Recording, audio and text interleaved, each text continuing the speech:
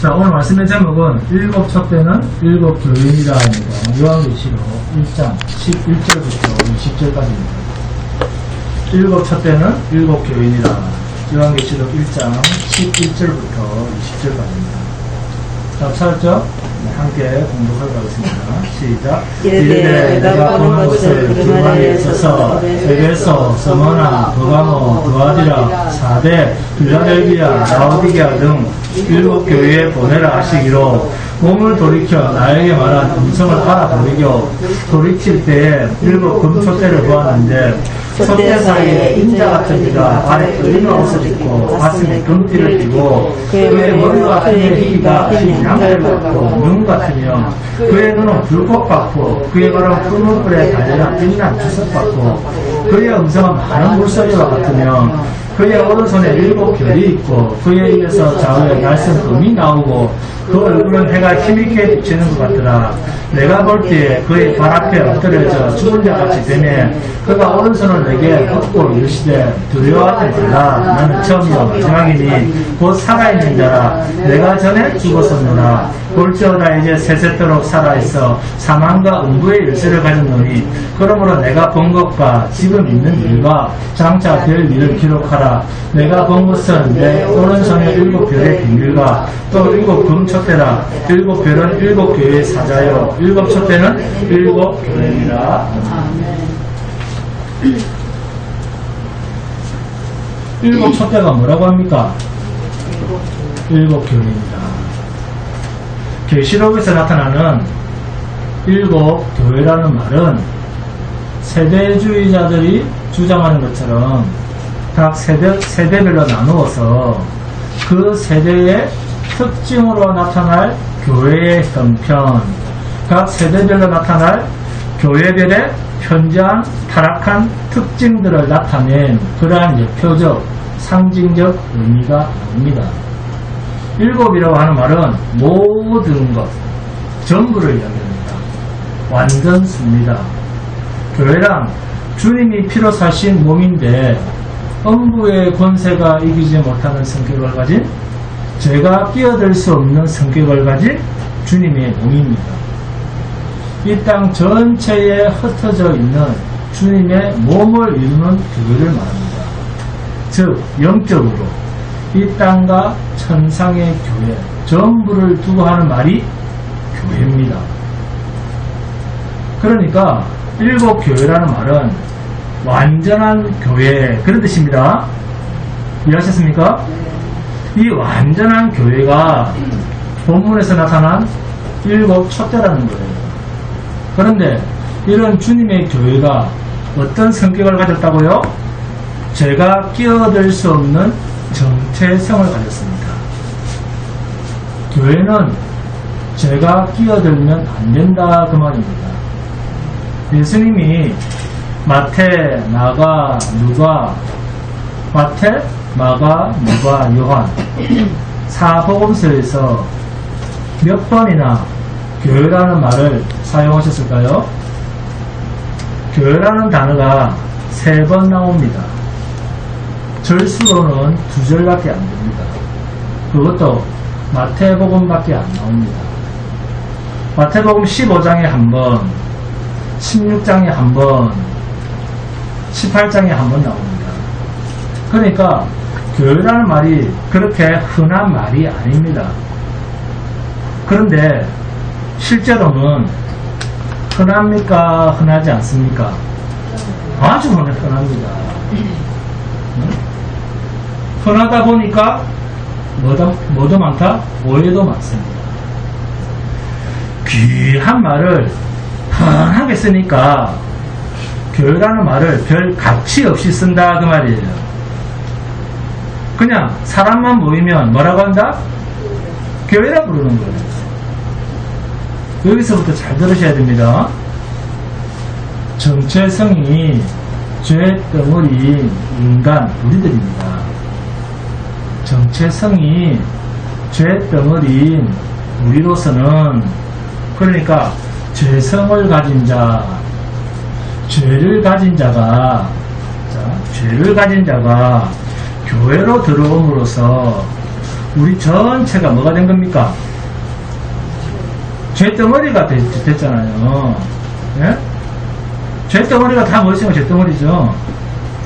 우리 전체가 죄덩어리가 된 것과, 자, 두 번째는 아예 처음부터 교회라고 시작을 하면서 하나님을 대적하는 죄, 그러한 대적하는 존재로서의 교회라고 하는 것은 서로 완전히 다르다 그 말입니다.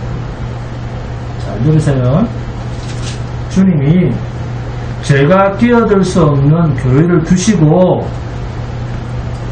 거기에 죄덩어리인 인간들을 그 교회 속에 지체로 한 명 한 명 불러 넣으면서 죄가 끼어들 수 없는 존재로 완벽하게 만들어 가시는 그 과정은 있습니다. 이게 주님의 몸된 교회요, 주님이 세우신 것만 교회입니다. 주님의 몸인 교회는 사탄이 절대로 역사를 할 수가 없습니다. 음부의 권세가 역사할 수가 없습니다. 넘어지게 하려고 해도 절대로 이기질 못합니다. 주님이 세우신 의의 존재인 교회는 절대 죄에 넘어질 수가 없습니다. 그런데 문제는 이 교회에 주님께서 택하신 주님의 백성들을 붙여서 주님의 몸인 교회를 완성시켜 가신다는 것입니다. 자, 여러분, 교회를 사람이 세웁니까? 아니면 주님이 세우십니까? 주님의 몸된 성도들로 주님이 세우십니다. 그런데 교회를 주님이 완성시켜 가시는 가운데 그 완성의 개념이 뭐냐? 택하신 백성들을 당신의 나라에 정한 수만큼, 충만한 수만큼 들이시는 일, 그게 교회의 완성이요, 종말의 시작이요, 주님이 오시는 날이요, 재림의 때입니다. 그런데 이 수, 충만한 수가 완전한 존재로 만들어 가시는 주님의 손에 붙잡힌 존재라는 것입니다.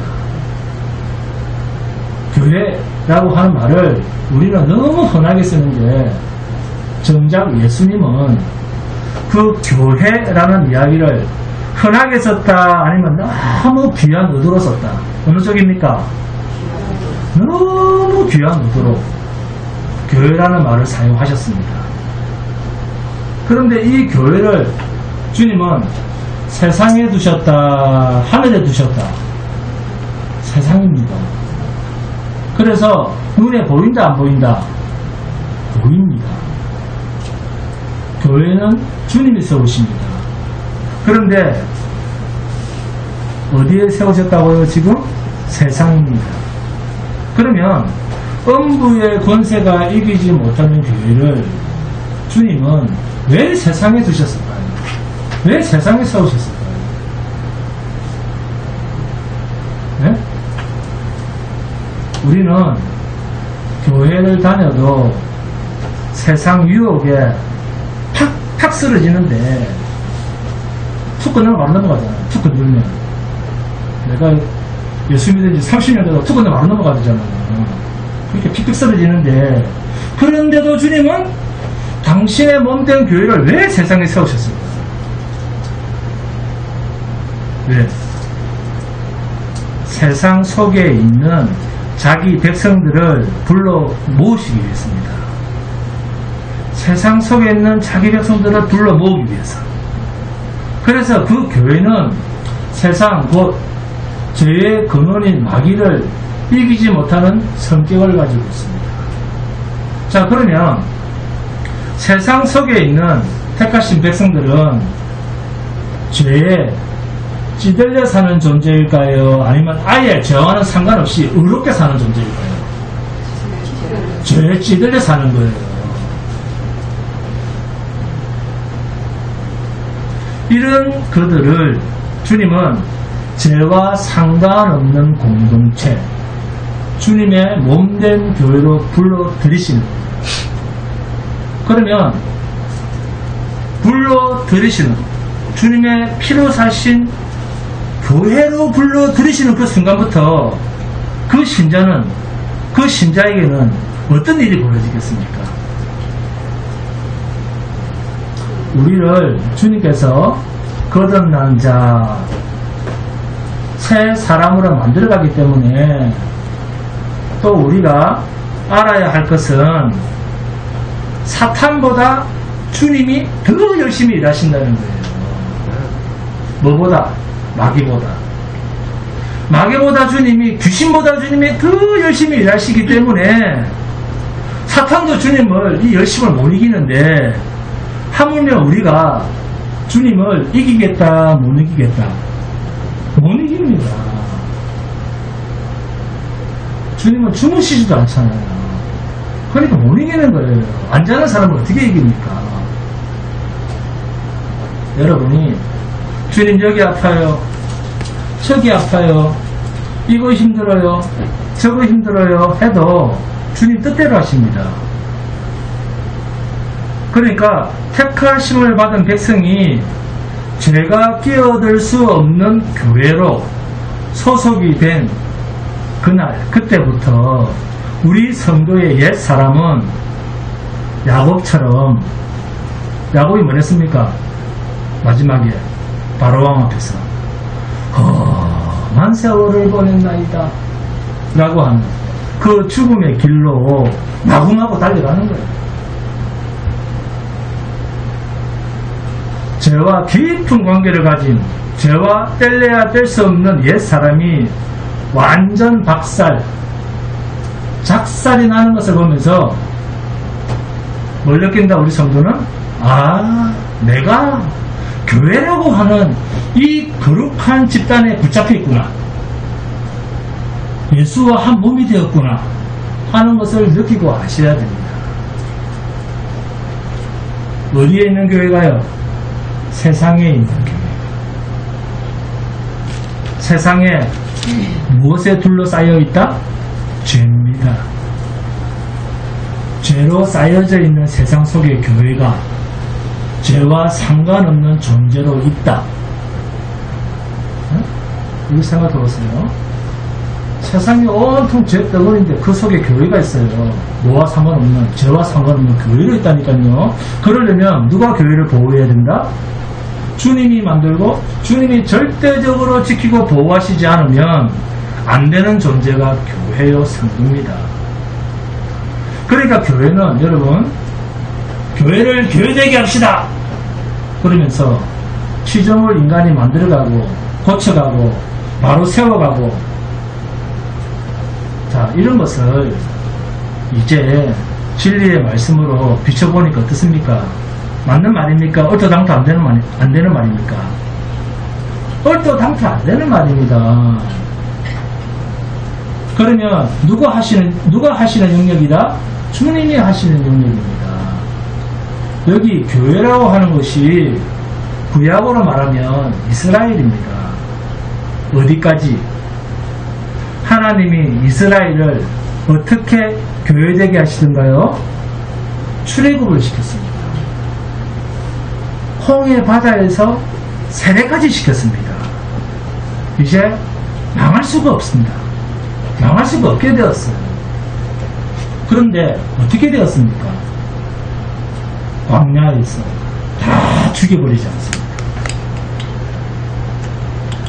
옛사람 육은 다 죽이고 새 나라에는 새 사람으로만 들어간다.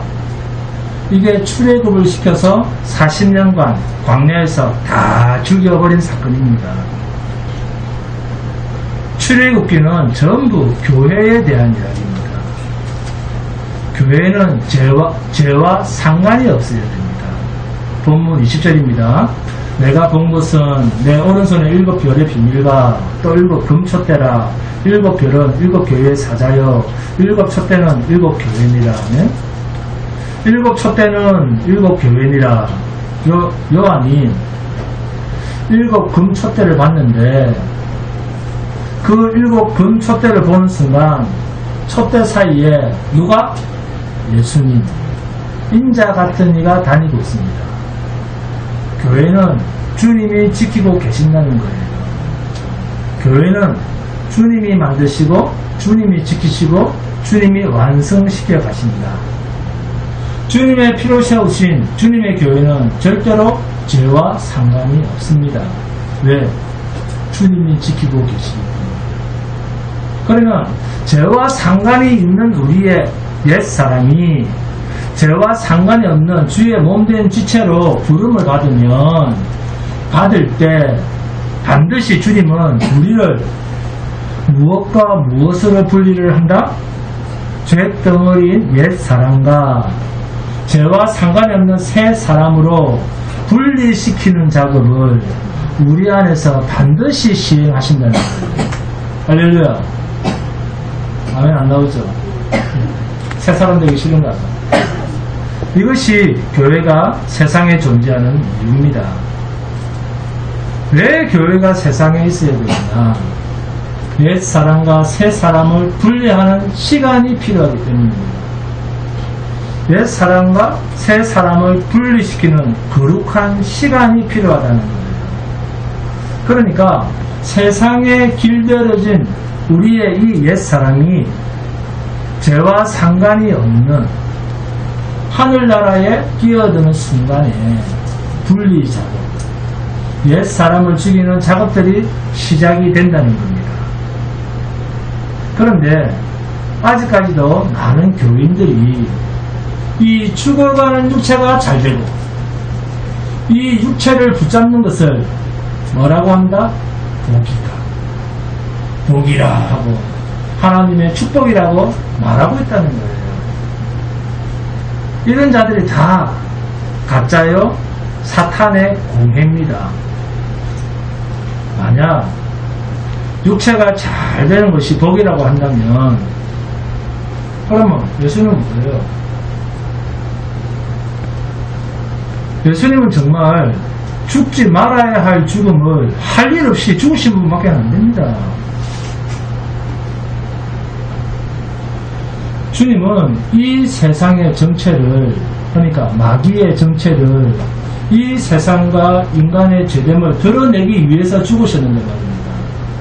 교인이라 하면서도 이런 것에 대한 이해가 없다는 거예요.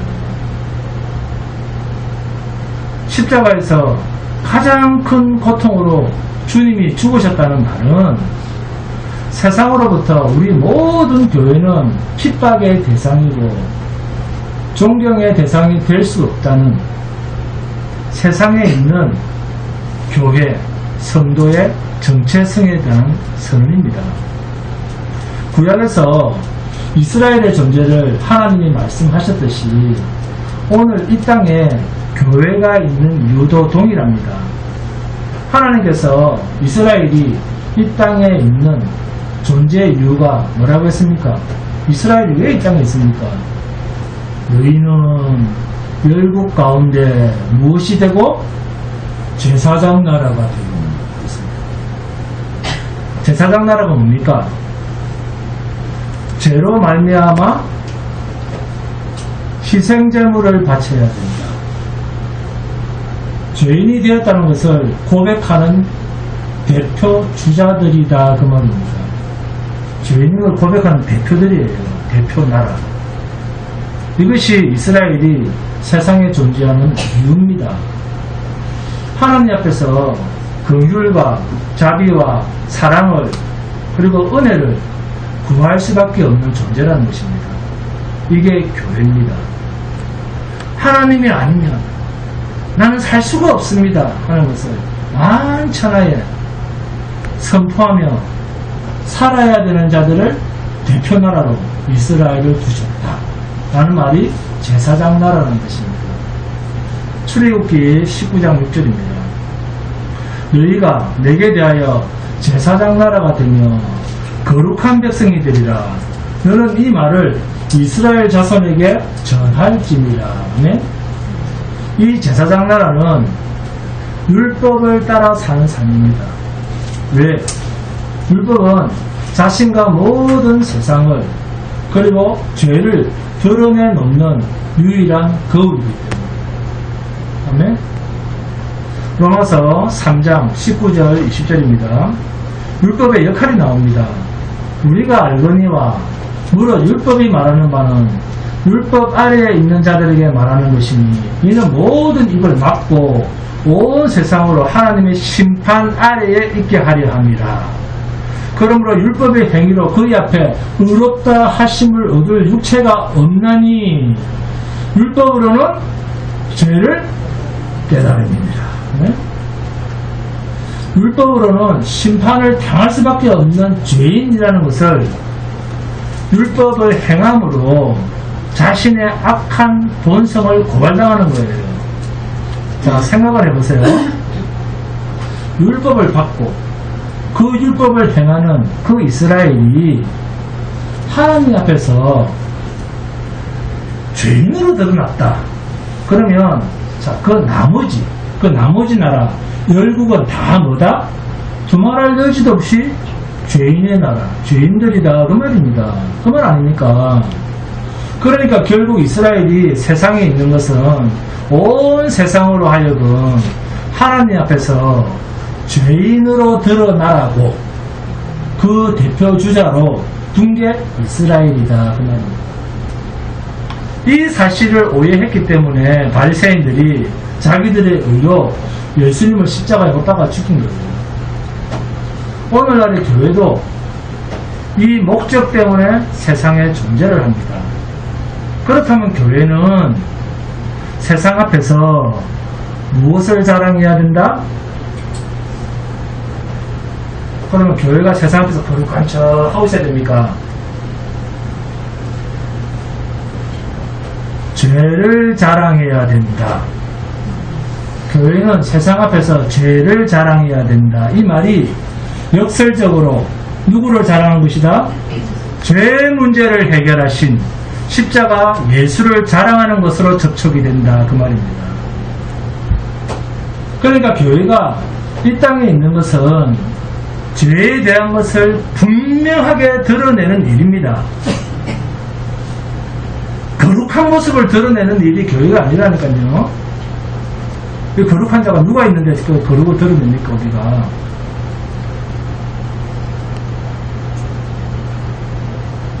그리스도인은 세상에 있는 교회는 자기가 하나님 앞에서 죄인인 것을 인정하는 죄인들이고 세상은 자기들이 하나님 앞에서 영원한 불못에 들어가야 할 죄인인 것을 부정하는 죄인들입니다. 단지 이 차이입니다. 한쪽은 인정하고 또 한쪽은 인정을 안 하는 존재들. 그러니까 오늘날에도 저 교회로 가보니까 기적이 일어나고 저 목사는 치유의 은사를 받았다더라. 저게 정말 부럽다 라고 하는 그런 교회는 다 뭐다? 로마서 3장 19절 20절 말씀으로 비춰보니까 다 뭐다? 사탄의 공예다 그 말이에요. 사람들 앞에서 인정받을 만한 것을 많이 드러냈다는 것은 죄를 드러낸 것이 아니라 의인을 드러냈다 그 말입니다. 교회를 세상과 구별하셨다는 것에 대해서 사람들이 너무 많은 오해를 하고 있습니다. 내가 양의 문이라. 교회의 머리가 되시는 주님이 천국의 문입니다. 문, 내가 길이다.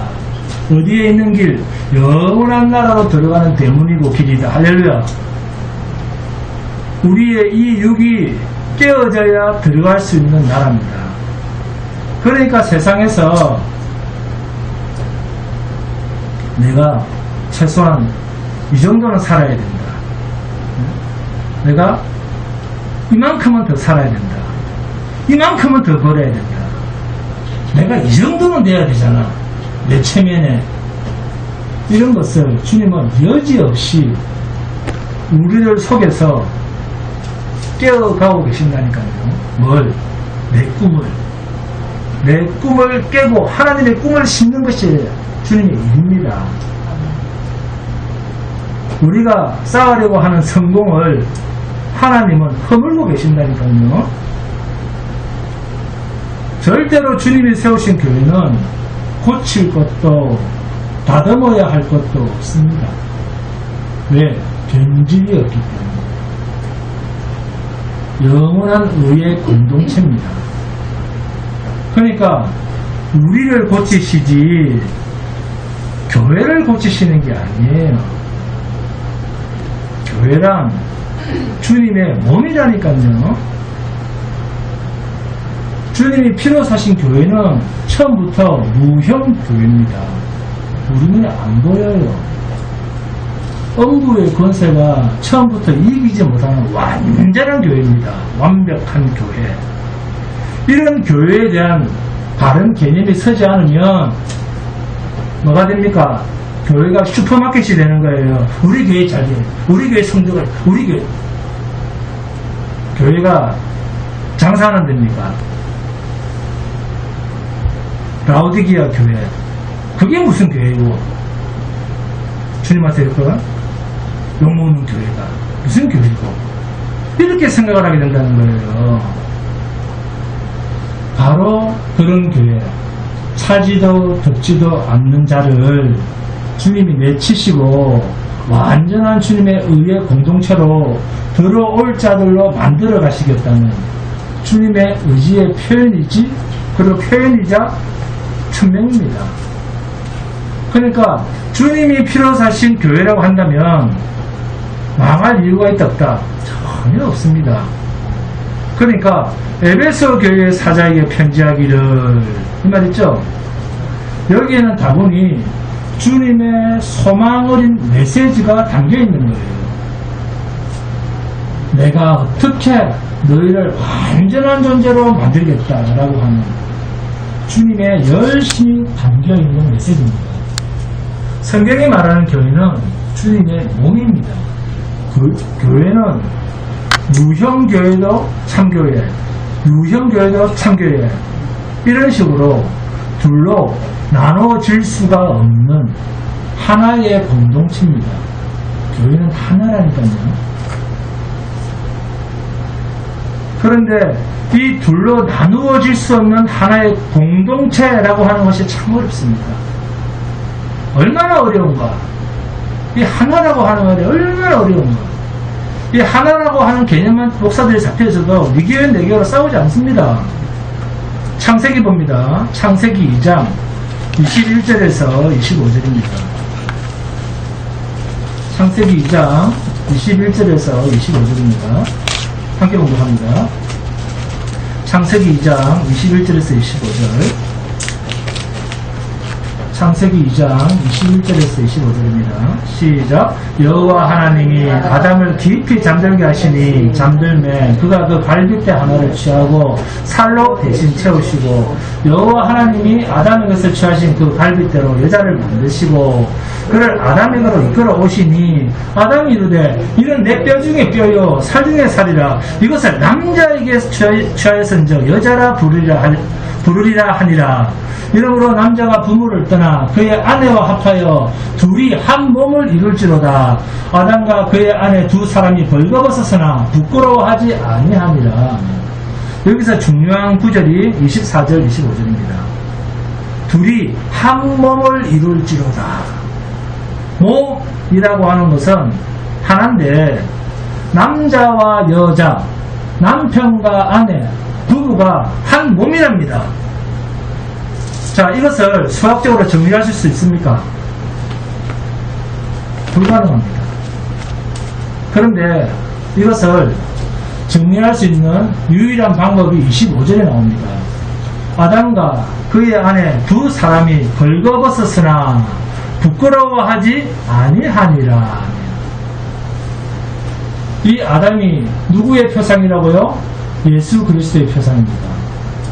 그리스도 앞에서 신부인 교회는 꼬라지가 아무리 벌거벗어 있어도 네? 부끄러움을 느끼지 않는 상태가 한 몸을 이룬 상태입니다.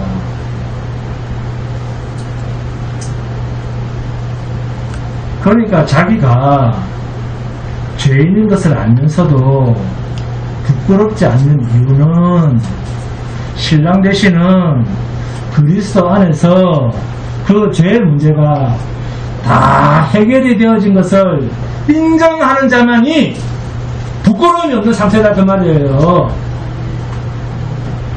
이게 교회입니다. 주님과 하나가 된 교회예요.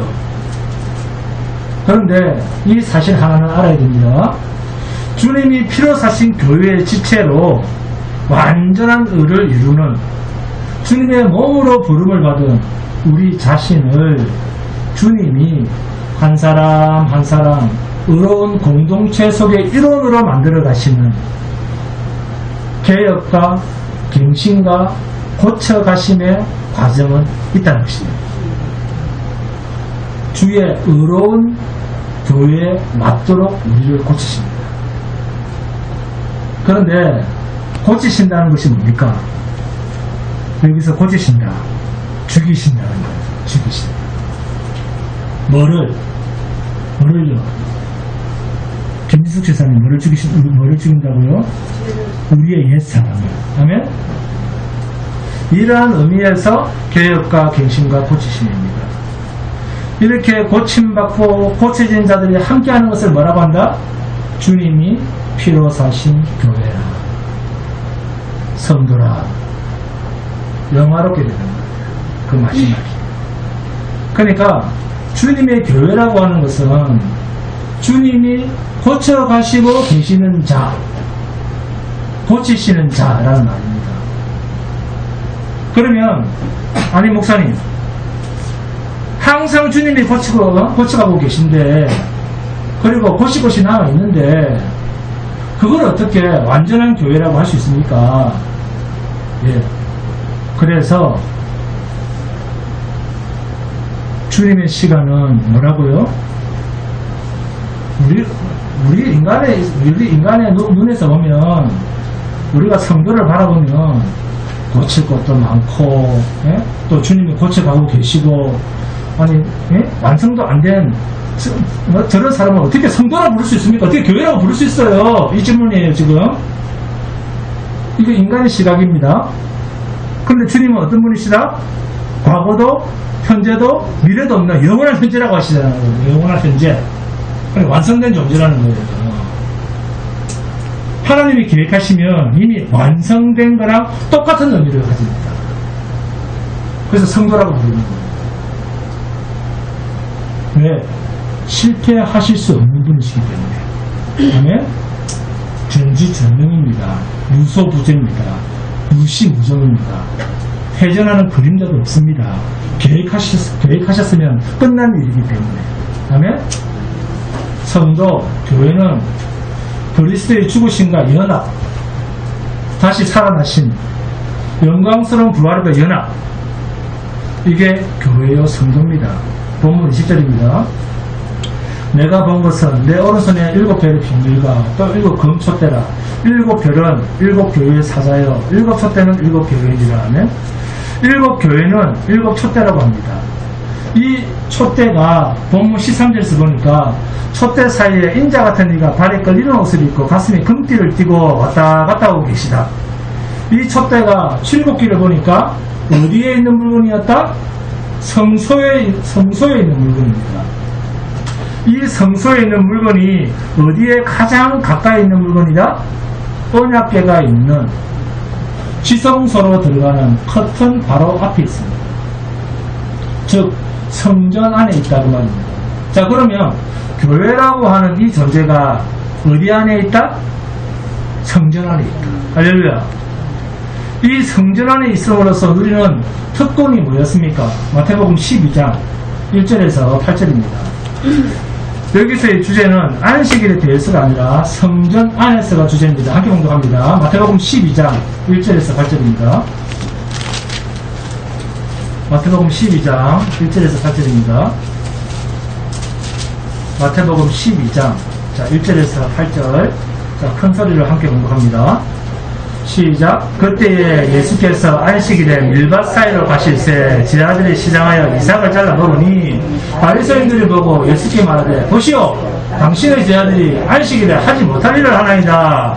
예수께서 이르시되 다윗이 자기와 그 함께한 자들이 시장할 때 한 일을 읽지 못하였느냐. 그가 하나님의 전에 들어가서 제사장 외에는 자기나 그 함께한 자들이 먹어서는 안 되는 진설병을 먹지 아니하였느냐. 또 안식일에 제사장들이 성전 안에서 안식을 범하여도 죄가 없음을 너희가 율법에서 읽지 못하였느냐. 내가 너희에게 이르노니 성전보다 더 큰 이가 여기 있느니라. 나는 자비를 원하고 제사를 원하지 아니하노라 하신 뜻을 너희가 알았더라면 무죄한 자를 정죄하지 아니하였으리라. 인자는 안식일의 주인이라 하시니라. 안식일에 제사장들이 성전 안에서 안식을 범하여도 죄가 없음을 너희가 율법에서 읽지 못하였느냐. 성전 안에서라고 하는 이 특권이 얼마나 강력한 것인가 하는 것을 반드시 인식해야 됩니다. 지금 이 말씀이 마태복음 12장 1절을 보시면 그때에 예수께서 이렇게 되어 있죠. 그러면 그때란 어떤 때죠? 어떤 때입니까? 바로 앞에 마태복음 11장에 나오죠. 마태복음 11장 28절에서 30절입니다. 수고하고 무거운 짐진 자들아 다 내게로 오라. 내가 너희를 쉬게 하리라. 나는 마음이 온유하고 겸손하니 나의 멍에를 메고 내게 배우라. 그리하면 너희 마음이 쉼을 얻으리니 이는 내 멍에는 씻고 내 짐은 가벼움이라 하십니다. 아멘. 결국 쉼, 안식의 문제로 제기가 되었습니다. 수고하고 무거운 짐진 자들아 다 내게로 오라. 내가 너희를 쉬게 하리라. 뭡니까? 한 단어로 안식입니다. 이 안식을 설명하기 위해서 일어난 사건이 안식일날 어떤 사건이었다? 이삭을 잘라 먹은 사건입니다. 성경을 읽을 때는 접속사를 잘 봐야 됩니다. 이 말씀의 주제는 성전 안에서입니다. 마태복음 12장 3절에서 6절 함께 공부합니다. 마태복음 12장 3절에서 6절 시작. 예수께서 이르시되 다윗이 자기와 그 함께한 자들이 시장할 때 한 일을 읽지 못하였느냐. 그가 하나님의 전에 들어가서 제사장 외에는 자기나 그 함께한 자들이 먹어서는 안 되는 진설병을 먹지 아니하였느냐. 또 안식일에 제사장들이 성전 안에서 안식을 범하여도 죄가 없음을 너희가 율법에서 읽지 못하였느냐. 내가 너희에게 이르노니 성전보다 더 큰 이가 여기 있느니라. 다윗이 배가 고파서 자기 부하들이랑 어디로 갔느냐 하면 하나님의 성전에 들어가서 마태복음 12장 4절에 있는 그가 하나님의 전에 들어가서 여기 동그라미 칩니다. 그가 하나님의 전에 들어가서 그리고 5절입니다. 또 안식일에 제사장들이 일을 합니까 안 합니까? 안식일날 제사장들이 제일 바쁘게 일하잖아요. 네? 이 신분이 뭡니까? 제사장들입니다. 그런데 안식일날 제사장들이 일을 하는데도 그들은 왜 안 죽느냐? 성전 안에서 안식을 범했기 때문에, 성전 안에서 일을 했기 때문에 죄를 묻지 않는 거예요. 다윗이 성전 안에서 제사장 외에는 먹지 못할 진설병, 제사장들만 먹으라고 12지파에서 올려준 진설병 떡을 다윗이 먹었는데, 만약 그 떡을 다윗이든 뭐든 상관없이 제사장이든 뭐든 성전 밖에서 먹었다면 어떻게 됩니까? 다 죽었는데 성전 안에서 먹은 거예요. 성전 안으로 들어가서 제사장 외에는 먹어서는 안 되는 그 진설병을 그들이 먹었지만 안 죽고 살아남았던 이유는 성전 안이었기 때문에. 아멘?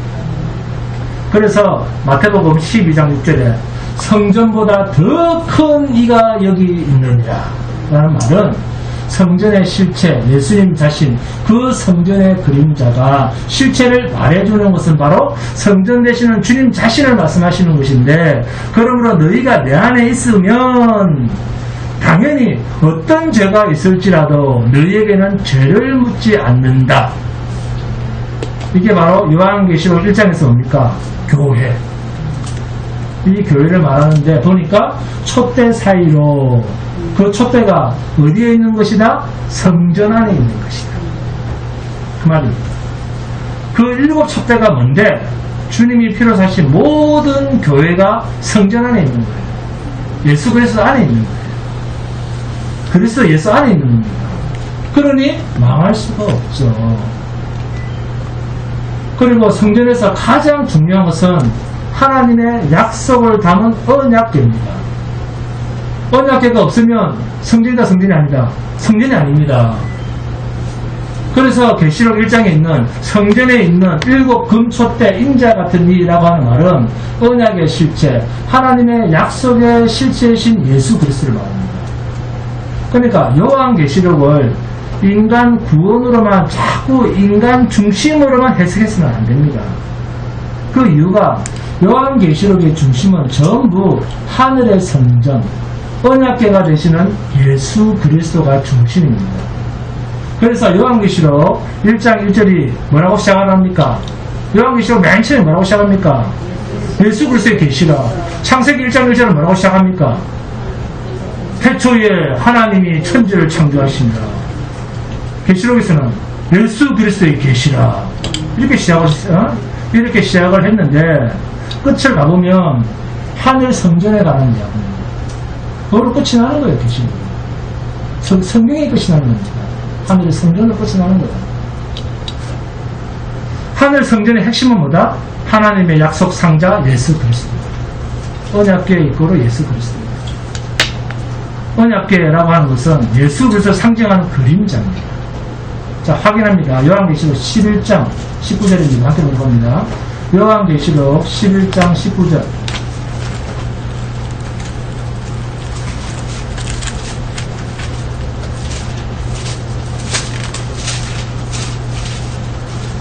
오늘 우리 그 주한대학원에, 신학대학원에 공부하는 태도가 아주 좋습니다. 주한신학대학원이다. 자, 요한계시록 11장 19절 시작. 이에 하늘에 있는 하나님의 성전이 열리니 성전 안에 하나님 언약궤가 보이며 또 번개와 음성들과 우레와 지진과 큰 우박이 있더라. 네. 뭐가 보입니까? 그렇죠. 언약궤가 보인답니다. 결국 주님의 교회는 무엇으로 판가름이 난다? 하나님의 약속으로 결정난다. 그러니까 인간이 새벽에 시극정성으로 빌고 비나이다 비가 오나 눈이 오나 새벽 5시에 전철을 타고 와서 비나이다 무슨 짓을 해도 하나님이 인정하시지 않습니다. 왜? 하나님의 약속은 예수 그리스도니까. 이게 기독교예요. 자, 인식하세요, 김혜수 권사님. 네. 제발 좀. 하나님의 약속은 인간으로서 이루거나 만들어낼 수 있는 게 아니에요.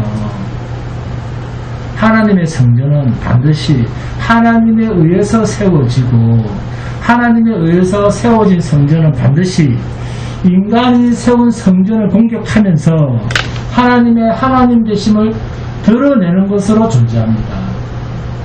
그래서 마지막 때 가장 무서운 심판은 그동안 여러분이 교회, 어찌도 교회, 저희 교회, 이 교회 다니면 되잖아. 그 교회라고 생각했던 그 사탄의 회당들이 어떻게 하나님 앞에서 난도질을 당하는가 하는 것을 마지막 때 보게 됩니다. 그게 저 그리스도입니다. 메시아는 메시아인데 인간적으로 가장 대단한 종교인, 종교 우상을 만들어 놓은 것, 이것들에 철퇴를 가하는 날이 주의 날이에요. 요한계시록에서 이게 보여야 됩니다. 여러분, 하나님을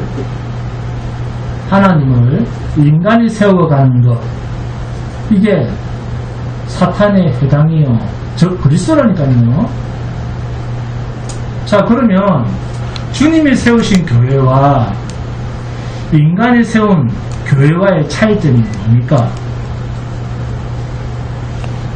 촛대 사이에 인자 같은 이라고 하는 말 속에 힌트가 있습니다. 이 인자 같은 이가 다니엘서에서는 누굽니까? 다니엘이죠. 다니엘 자신이 고난 속에 있었습니다. 인자 같은 이를 환상 속에 보여주시면서 하나님이 다니엘에게 말씀하시고 싶었던 것은 이 인자 같은 이가 사랑 같은 존재인 것처럼 너도 고난을 당한다는 거예요. 그 인자 같은 일을 보면서 다니엘이 죽음으로 나가자. 사자굴로 들어가자. 다니엘이 언제 같은 인자 같은 입니까? 다니엘이 사자굴에 들어간 것은 무엇을 보고? 인자 같은 이가 죽음의 권세도 물리치는 그 능력자인 것을 다니엘이 어디서 봤습니까? 사드락과 메삭과 아벳느고가 7배나 뜨거운 풀무불로 던져졌습니다.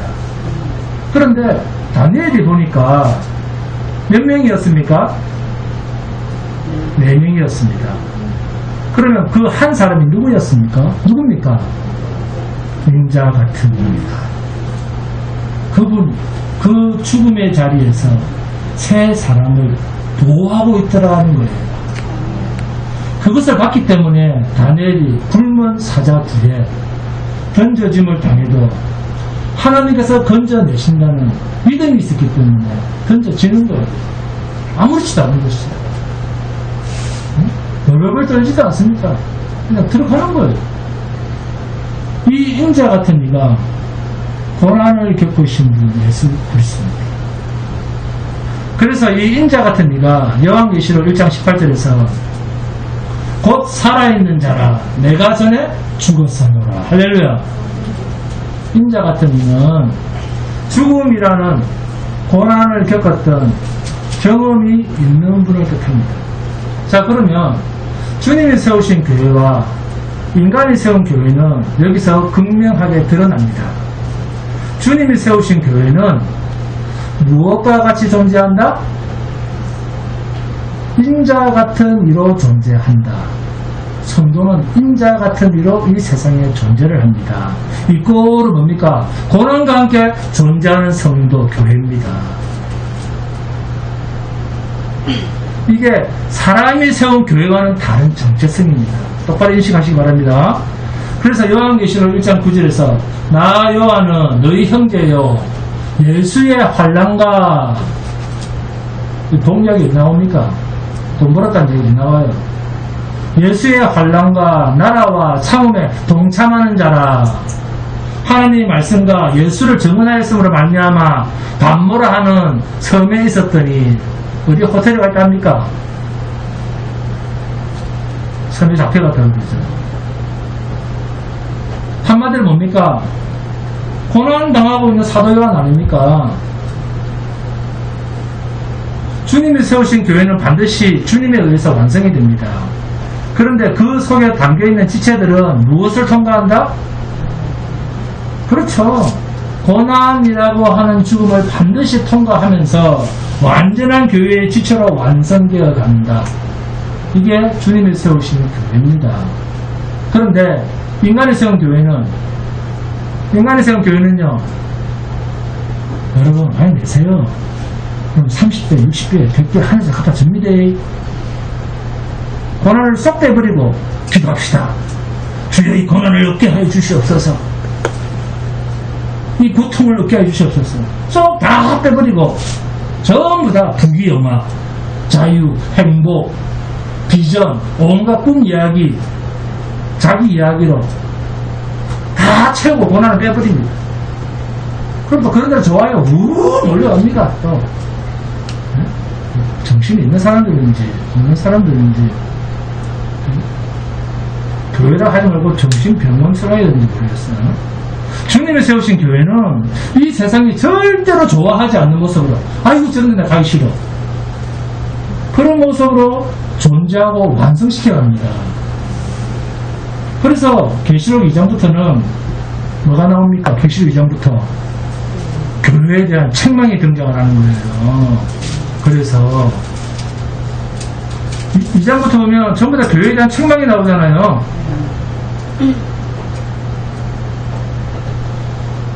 책망이 등장한다. 무슨 뜻이겠습니까? 그 책망 속에는 내가 너희를 고난으로 이끌고 가겠다라고 하는 주님의 의지가 그 책망 속에 담겨 있는 거예요. 교회에 주님의 책망이 있었다는 말은 그 교회만 그렇다. 그 교회만 유일하게 찌질이 같아가지고 그렇다. 그런 뜻이 아니고 여러분의 우리의 지금의 이 모습이 고난을 피했다. 우리의 모습, 여러분의 모습이 고난을 피하고 있다 그 말이에요. 왜 의해서? 우리를 미혹하는 사탄에 의해서 교묘하게 육신의 안위만을 추구하고 있다 그 말입니다. 여러분, 주님의 참된 교회는 하나님의 약속을 품고 있는 세상이 알지 못하는 신비한 생명 공동체입니다. 하나님의 약속 이꼬르 말씀입니다. 2000년 전 그 주님은 오늘날도 말씀으로 다가옵니다. 진리를 따라가는 자가 교회입니다. 성도입니다. 그러나 진리에서 어긋나면 그것은 인간이 세운 종교 공동체의 종교인밖에는 안 됩니다. 진리의 말씀 외에는 교회가 아닙니다. 제발 좀 18절에 곧 살아있는 자라 내가 전에 죽었었느라 볼지어다 이제 세세토록 살아있어 사망과 음부의 열쇠를 가졌노니 음부의 열쇠를 내가 가졌다. 주님은 지금도 일하신다는 것입니다. 사망과 음부의 열쇠를 가졌다. 무슨 뜻입니까? 심판입니다. 구원이 아니라 교회가 아닌 것을 다 잘라내겠다는 것입니다. 언젠가 주님이 오실 때 종교 공동체는 추수꾼, 천사들에 의해서 다 불구덩이에 던져짐을 당할 것입니다. 이 사실을 잊지 마시고 하나님을 아는 일에만 힘쓰시는 복된 성도가 되시기를 주님의 이름으로 축원드립니다. 찬송합니다.